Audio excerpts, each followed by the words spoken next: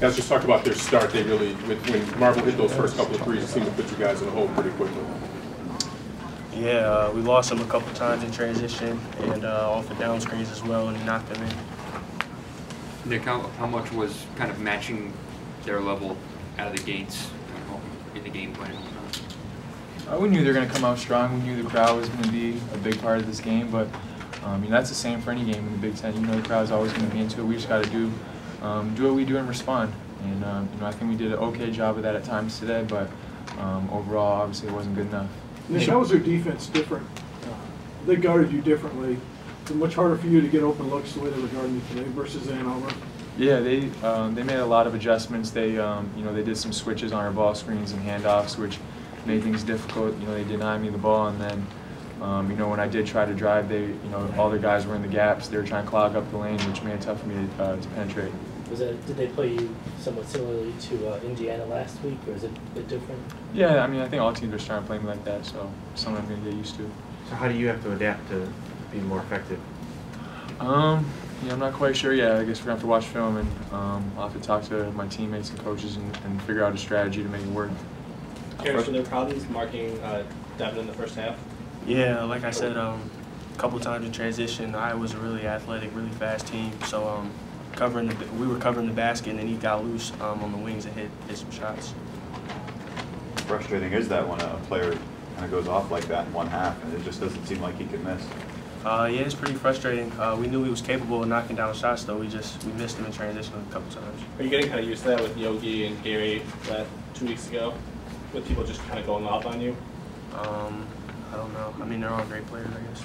Nick, did you sense you were playing a desperate team? They lost 2 straight here, and this was really a big game for them to keep some momentum. Did you sense that on the floor?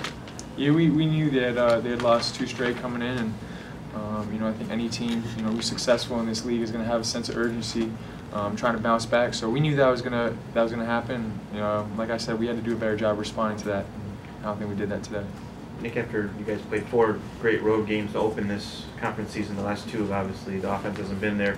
Is there a common thread? Are you guys adjusting? Is there something different? People catching up to you?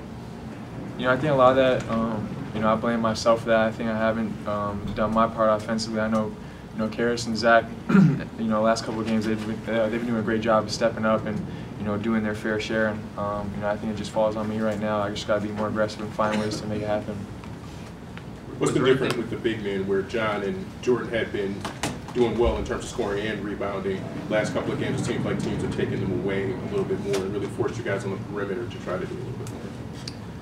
Well, I think a lot of the baskets they get just come off dribble penetration and dump offs and bounce passes and stuff like that. And with, like you said, with us kind of being limited to shooting jump shots on the perimeter, obviously they're not going to get that many opportunities, for open layups and dunks. How much does the mentality change? Caris, maybe you can talk about this.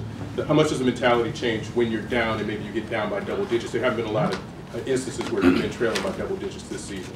Well, today we just tried to fight our way back in the game, and they kept making shots. They kept hitting threes, so it was tough to crawl back in the game. But we just tried to stay positive through all that. Caris, for this at this point in the year to be kind of physically,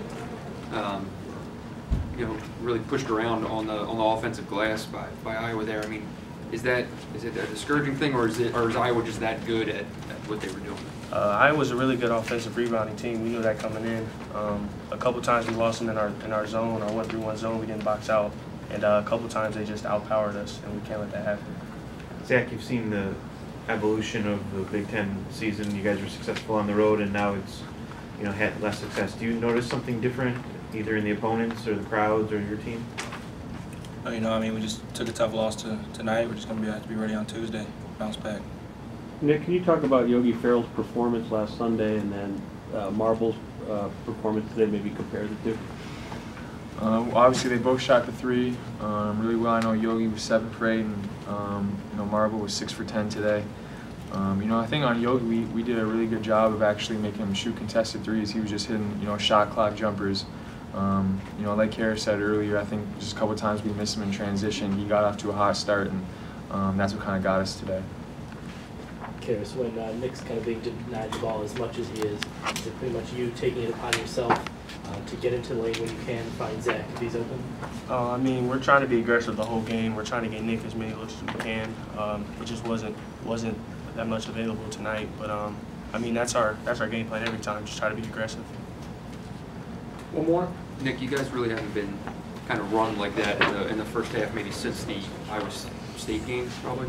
Do you hope that this late in the season that you would have maybe had a little better response there in those kind of first 10 minutes, that initial wave of being able to kind of put the stop on them? Yeah, well, you know, we would have loved to, you know, stop that run and just, you know, they shot the ball really well today. And, you know, when a team keeps making threes and transitions and, you know, even in the half court, you know, it makes it really tough to come back from that. And that's what you saw today. They shot the ball really well, and there wasn't much we could do about it.